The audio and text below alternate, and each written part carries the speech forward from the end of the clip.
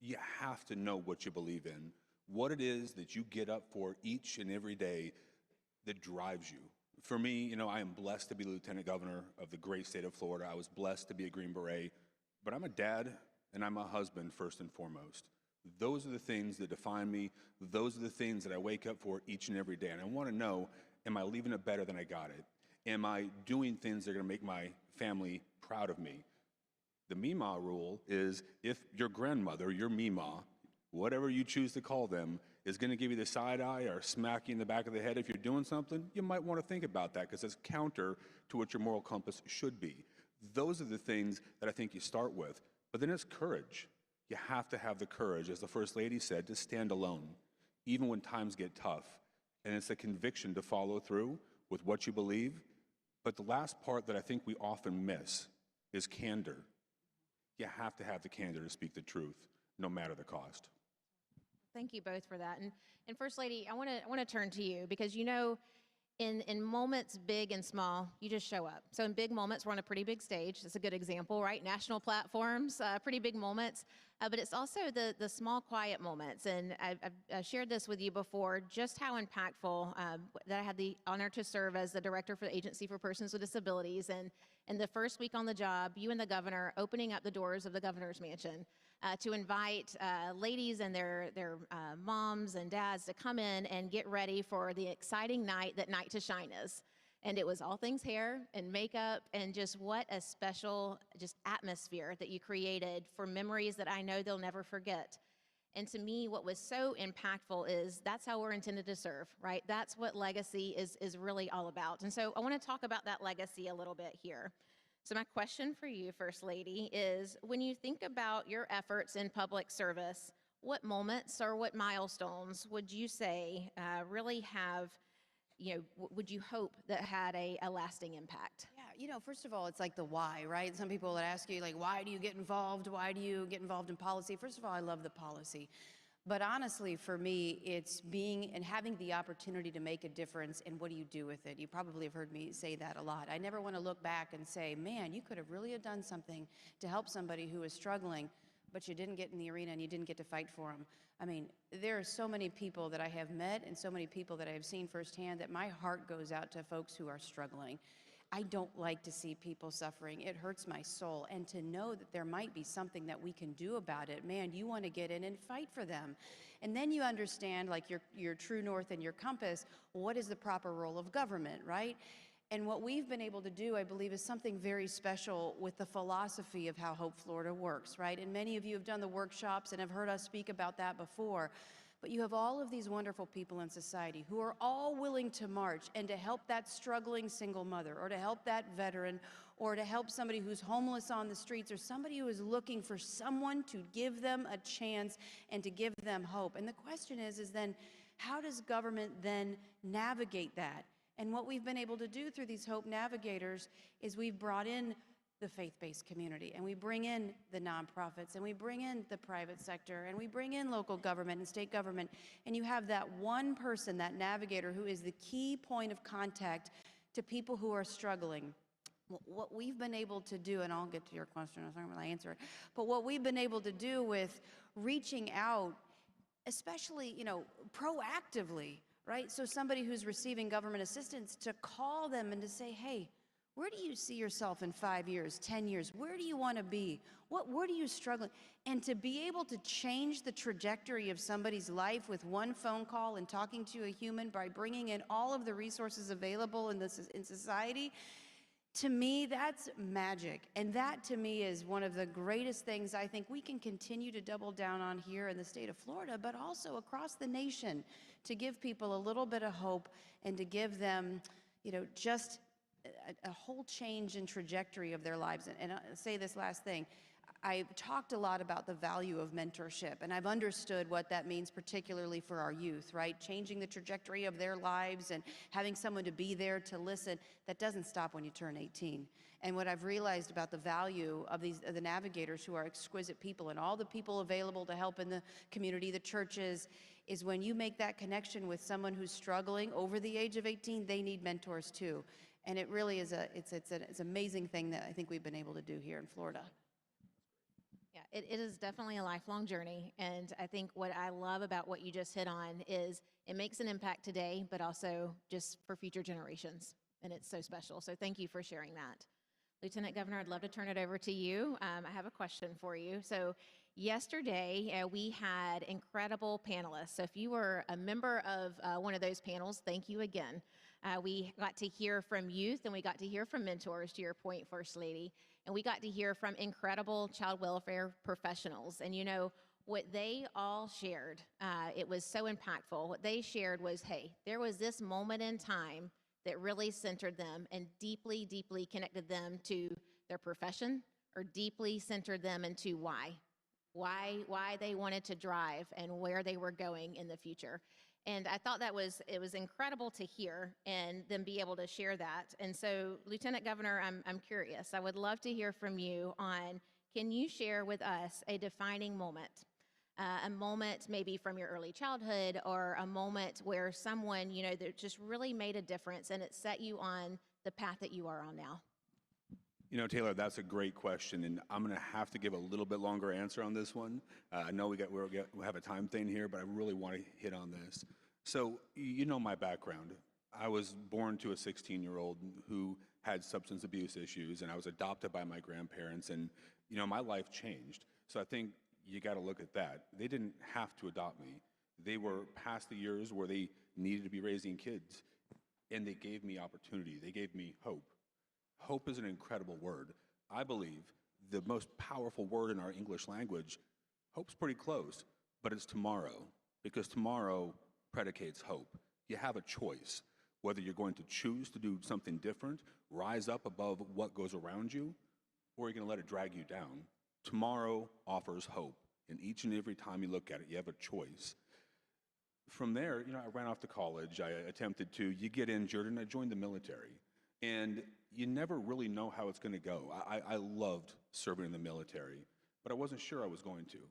My grandparents raised me. My grandfather, my dad, was a World War II vet, and he didn't talk a lot about it, but he did tell me about the camaraderie, the brotherhood, you know, the sisterhood with people who are there and invest in you, friends that you can pick up after 20 years, and I've seen that.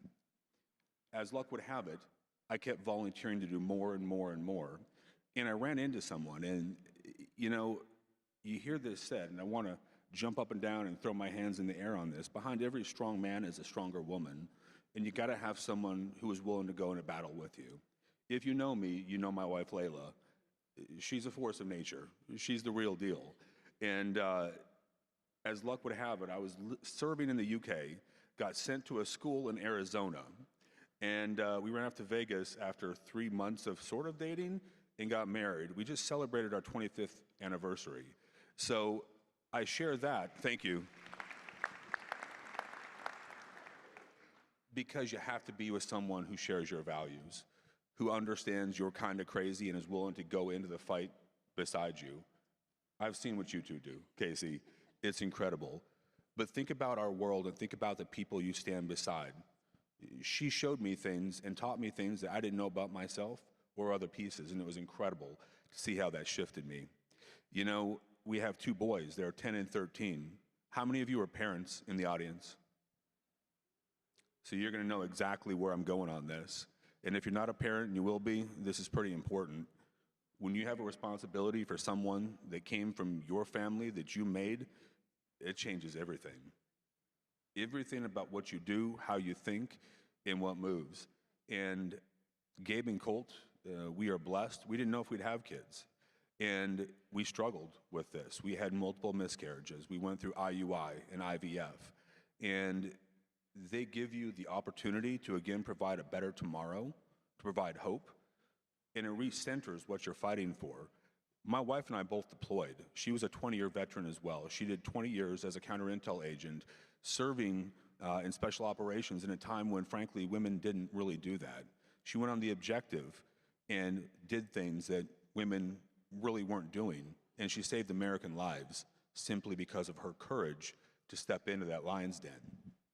And we've raised our children to do that, and I'm going to take a sub-note here. Counter-intel mom, Green Beret dad, 43 years of service. You got to feel bad for our kids a little bit. It's very serious in the Collins household. But what I'm getting at is this. As life happens, and I got shot, and I lost my leg, my wife actually retired from the military when I was in Walter Reed, gave up her career. She was a senior counter-intel agent in all of U.S. Army Special Operations because I didn't know if I was going to wake up with a knee, without a knee, what was going to go on. And she knew our family needed help. You see, our son was struggling with sensory processing disorder. He would throw up 10, 12, 14 times a day. And she said, I got to take care of the most important part of who we are. If your family's not right and you don't have someone who you work with day in and day out, you can't go slay the dragon for the rest of the world. You can't. And everything I've been able to do was because of her sacrifice, largely to get me up on my leg, on my feet, even though one's rubber now, and keep pushing forward. And the last piece that I'll step into is this. Politics wasn't my dream.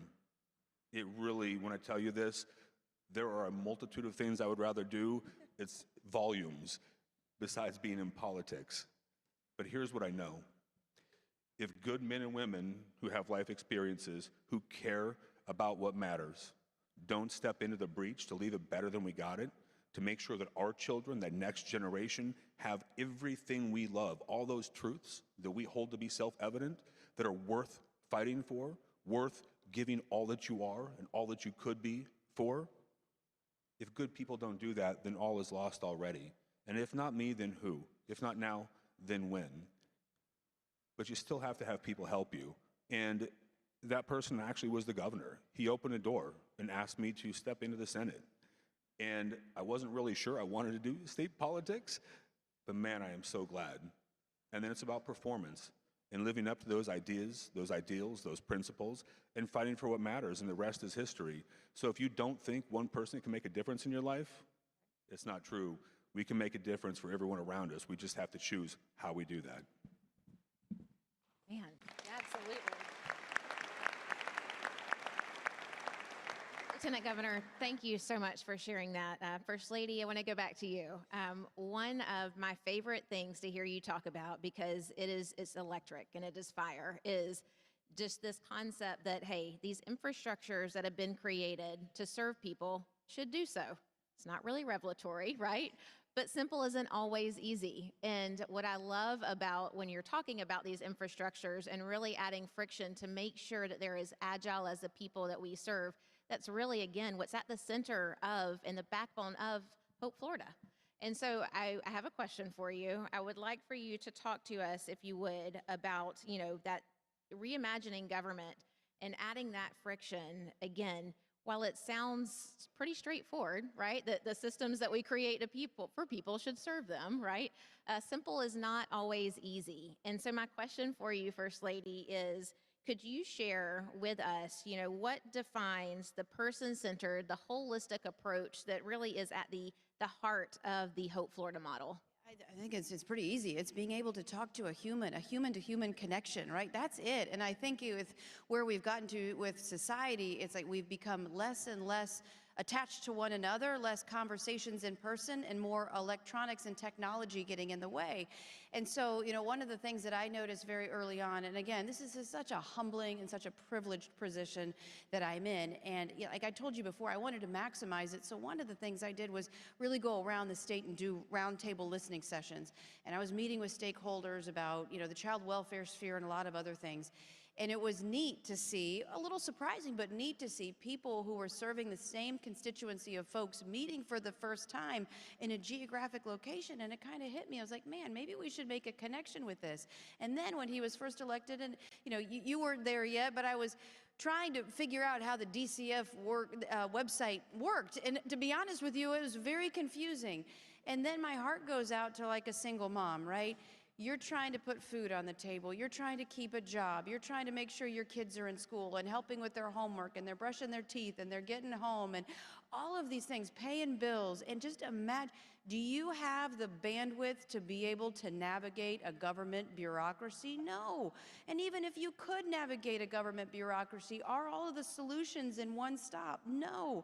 You wouldn't know to be able to walk in perhaps the front door of this nonprofit to be able to get this, or this church is available to help in this way, or this private sector can give you a paid internship that can help you with this, or maybe the job skills to be able to get a meaningful job, to get past the fiscal cliff, to be able to show your children that the American dream is alive and well. You just have to see the path. And then when you see it, then how do you operationalize it, right? And it's a human. It is the navigators who pick up the phone and talk to somebody and give them that sense of hope. And then the navigation behind the scenes to go look in all of the wickets to be able to say, okay, here's this available here. And how nice would it be for the faith-based community to know that that single mom is down the street? And boy, wouldn't it be great if they could show up at her front doorstep with a plate of lasagna to say, hey, I heard you're struggling. I heard you needed some help. And I just wanted you to know we're here to listen. Imagine what that does to someone's emotional well-being. Imagine what it does to their, grit and perseverance to be able to want to get out and fight even harder, knowing that you have people in your corner. And that's what it's about. Calling to get government assistance checks was one thing, and that's what was happening really prior to the governor getting into office. It was, here's what you're entitled to, and even talking to some of the navigators who we transitioned over from processing those payments now to being a part of the solution. The navigators feel empowered that they can make a difference. Prior to that, they felt helpless on the phone. Maybe they could give a referral to this entry or that, whatever it might be. But now they have a vested interest in helping to see the person that they're talking to on the other phone be successful. And so the whole philosophy about the way that government operates has been transformed for a positive way, because we believe in individuals to be able to live up to their God-given potential, to have hope. And at the end of the day, for me, it's just to see somebody happy. I don't want to see someone suffering. I don't want to see a single mom trying to figure out how she's going to navigate all that life throws at her and thinks that she has to do it on her own. She does not. She has got a world of resources. She just needs to know that you're there.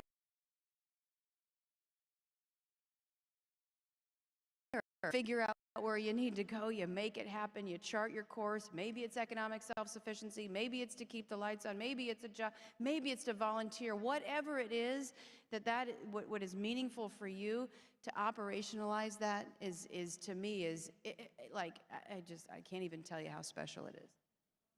Thank you for sharing that. It's putting people in the driver's seat, right? And we were not, as people, not meant to be alone. And so it's people serving people, right? So thank you very much. Thank you for sharing that. Lieutenant Governor, I want to go back to you for a moment. Through your time as Lieutenant Governor and through your time certainly as Senator, you've already hit on this, is you serve as if the other person on the other end was your own loved one.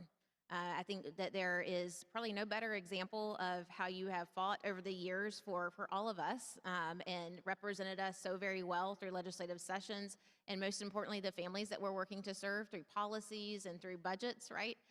And certainly when you went in to Israel to help rescue Americans, gosh, you were absolutely serving like the person on the other end was counting on you and they were your own loved one. And it is so impactful. And so I want to unpack that a little bit because you talk about this relentless pursuit of excellence and using this moral imperative. It's fighting for principles like you just mentioned that we value and we get to enjoy and we love so very much. And so my question for you is, in times of pressure, which I'm sure you've had a few of those, right? In times of uncertainty, what practices or what is your mindset that helps you stay grounded and focused? Well, that's a great question, Taylor. I'm also going to jump in just a little bit on the tail end of that question because I think they're going to dovetail together pretty well. You have to go left with the problem. Our government for too long has thrown money at the problem. It's not a money problem, it's a people problem. We have taken humanity, the people, the relationship out of this. Look, I grew up on commodity cheese. We were on and off of welfare. I understand. I've eaten wish sandwiches. I wish I had something on my bread, right? I understand what it's like, but I will tell you, it wasn't the food, it wasn't the money. I didn't know what I didn't know. and I didn't know where to go find it. In today's world, if you have someone who can mentor you, walk you through, and show you this is what this means, this is how you solve that problem, it's incredible. You are giving them the opportunity. It's a fish versus teaching them how to fish. It's amazing. I look back at my life. I didn't realize it then, but there were people who just gave me that snippet of teaching me how to fish and opened up that door. And we talk about a relentless pursuit of excellence. Excellence has to be our choice in every single thing we do. Aiming for less is walking into failure. We have to want to be the best at what we do. And when we talk about those moments, those times that perhaps galvanize us, where there's been a moment that has been stressful, I will tell you there isn't a single time that's done that. There isn't a single lesson I would go to. It's a compilation. I wouldn't trade anything about my life. I will tell you, getting shot, super not awesome. Getting blown up, also equally overrated, but I wouldn't trade the lessons that they offered me because they got me here today. And, you know, I want to share a little bit about my faith on this because I think it's important. You know, my plan was to be a Green Beret, out there on that ragged edge of freedom, serving our nation in a way that nobody ever knew about. That is what I wanted to do.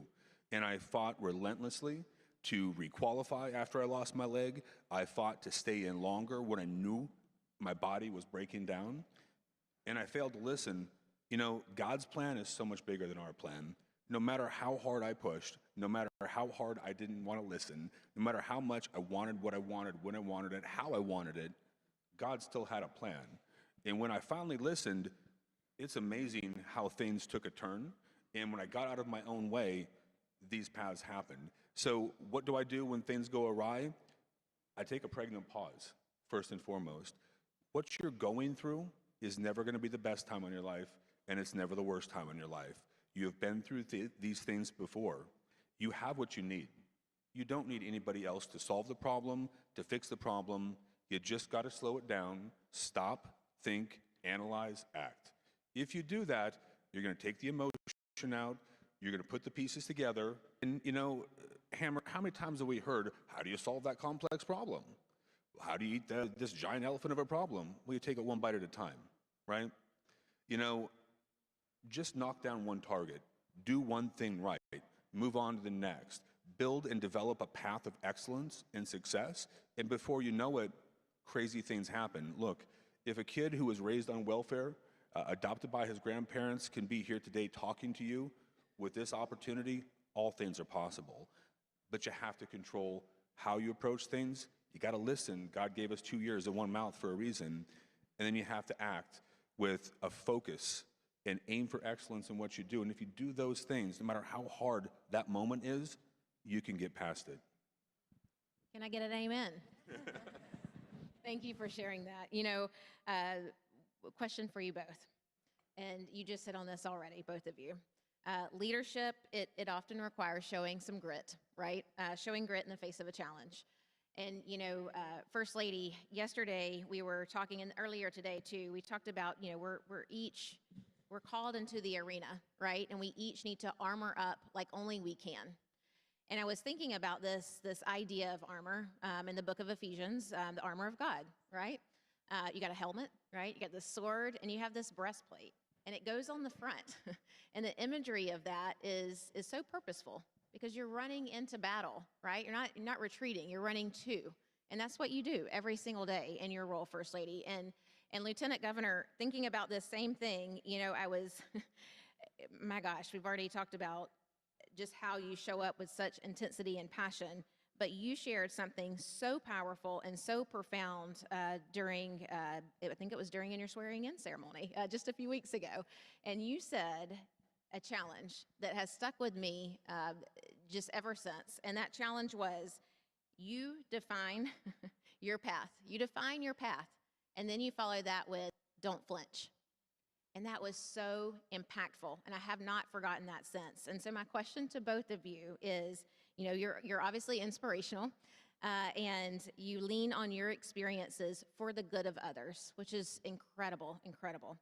And you have done this certainly through demonstrating grit. And so my question is, You know, leadership, again, often requires showing grit in the face of a challenge. And so for the audience here today that has to do this every day, has to do this when they're working with children and families that sometimes are having one of the worst days of their whole life, what advice do you have to them to embody that grit themselves that they need in those tough moments, but also to show that and fill up others? I mean, the advice I have is kind of what he said before. You know, it's kind of this too shall pass, right? It's like you just have to have courage, have grit, understand there are people around you that are willing to make things better. There's people who are willing to be able to help you succeed, and having the faith and the courage to be able to stand up and do what you can. And so I like the Ephesians 6. We actually, my daughter and I go over that, putting on the full armor of God, which is really important. You would think, you know, when you talked about me going into battle, you would never think advocating and fighting for economic self-sufficiency or fighting for people to be able to have hope or the American dream, you would never think that I would be having to go into battle to do that. But honestly, if I can look at myself in the mirror and I can say I did it right, that I stood up for somebody who just needed hope and a chance, I mean, that's what it's all about. And honestly, I've had some pretty close calls. I haven't been blown up on the battlefield like, you know, with Jay and served the country, but, you know, I went through a pretty significant health fight, right, with a very aggressive form of cancer. And there were times when I didn't even think that I was going to be able to watch my kids graduate from kindergarten, let alone from high school. I've always held this belief, but it kind of reinforces it. We're here for such a short amount of time. You know, mortality is you know, it is what it is. And so it's what do you do with the time that you've been given? And my goal and my soul is I want to help somebody else. It's not about me. You know, I have the best husband and the best kids in the world, and I'm doing excellent. But if I can serve as a vessel to be able to give somebody else, you know, just a little bit of hope, I keep going back to that word, but just a little, man, then that for me is such a blessing and such an honor and such a privilege to be able to be in the position to be able to help do that with great folks. Casey, I love that. And, you know, for those of us in the political sphere, we have watched you and we've watched your husband and what you have been through. And your grit through that is absolutely incredible. And you smile with incredible grace. Some of the wigs, though, I wore were kind of bad, though. I was looking at that. I was trying out hairstyles at one point in time. And I was like, I shouldn't have done that one, but at least I knew it didn't work at the time. But, no. You know, thanks. No, but you did. And you did this in a way that you didn't focus on yourself, you focused on others. You were going through hard times, and you focused on other people. And I think that's one of those key lessons. You know, it's easy to feel bad about the situation you're in. It's easy to feel bad and get down and you just ride that train down. But the best way to help yourself is to help others first. That's exactly what she did. She is going through something that nobody wants to go through. But what did she do? She helped other people up first. She made a difference, and it's contagious. It takes one person to step into that breach, and soon people are stacking up to your left and right. That's what they've done for years here in Florida, and I think the results speak for themselves. So I know you don't take compliments very well, but I'm telling you, Florida has watched and America has watched, and it's been incredible. So what are the words besides that I would use? I think humility and transparency are two of the biggest ones. You got to be humble enough to be honest. You got to bare your soul when you're trying to get someone to instill grit and understand. You're trying to teach them that this moment does not define you. One moment doesn't define who you are. You can overcome that. Now, you may have a price to pay, and that's okay, but you can get through that too. Even if things go completely off the rails and you have a price that is so difficult, you can still have a quality life and make a difference. I have a friend, his name is Romy, and Romy got shot in the neck, and he couldn't get occupational therapy to do what he wanted to do to live his life, so he made it. He now runs a nonprofit serving people because he wasn't going to take no. He was going to teach people how to find grit and fight for grit. And when I think about these situations, I see it through the lens of people like Casey, our First Lady. I see it through the lens of people like Romy, who in combat got shot through the neck, died multiple times, and still got up and said, I'm going to help others first. And then I look at it through the lens of people who raised me and invested in me. They were suffering too, and yet they took the time to impart that one piece of knowledge that grew into something dynamic. Look out for others first. Take care of the people to your left and right because they follow along with you. And when you build relationships, life is a people industry. You want people who know when the chips are down, when all things have gone, and it is difficult times, and the sky is dark, they know where your moral compass points because it points to taking care of people. You know, as political figures, we deal with politics, but I want you to know that I see it firsthand with Casey. I see it firsthand with the governor. I see it firsthand with you, Taylor, and Hammer, and so many other people in our government. It isn't about politics. It is about people. You have to take people for who they are, how they are, where they are. Don't judge them. Take care of them and understand them. And then teach them and be transparent about who you are, what got you to where you are, and how you got up. Look, my biggest talent, frankly, is very simple. It's that you can't knock me down and I won't stay down. You can't. You cannot defeat someone who will always get up. That's what made America what it is. That is what made Florida what it is. And that's how we have a life that transcends the moment we're in. Every time you get knocked down, smile and thank God that he gave you one more thing to fight through, because the other side of that is just amazing. And each and every one of us have the tools to overcome those things. We just got to fight through it and build people to you left and right. So when you do that, think about those pieces and take the time. Take the time to be a friend, because you never know, you may need it too, right? You know, thank you both for that. You know, First Lady, what stood out to me when you were sharing, and Lieutenant Governor, you spoke into this so well, is, you know, soon after it was announced that you were cancer-free, your first reaction was, I am fit to fight. It was about somebody else. That's so powerful. It speaks volumes to your leadership. And I could not agree more. When you care about someone, you have honest conversations, right?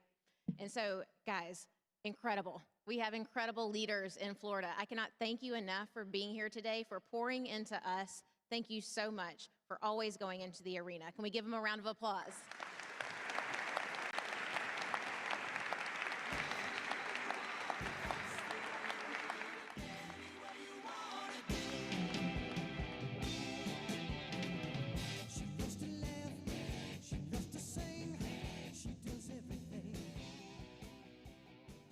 Pretty great, right? All right, I can think of no better way to follow that powerful discussion than with one of the most anticipated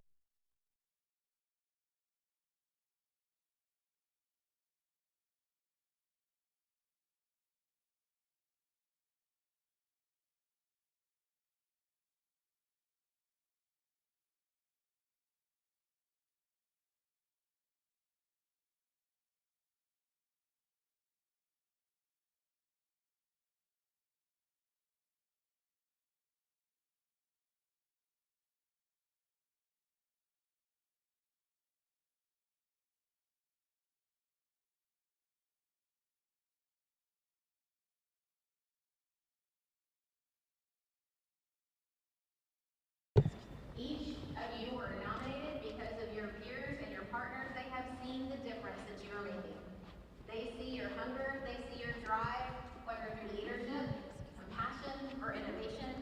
You have left a mark on the lives of Floridians. Being nominated is in itself a testament to the profound impact that you are having. And today, we celebrate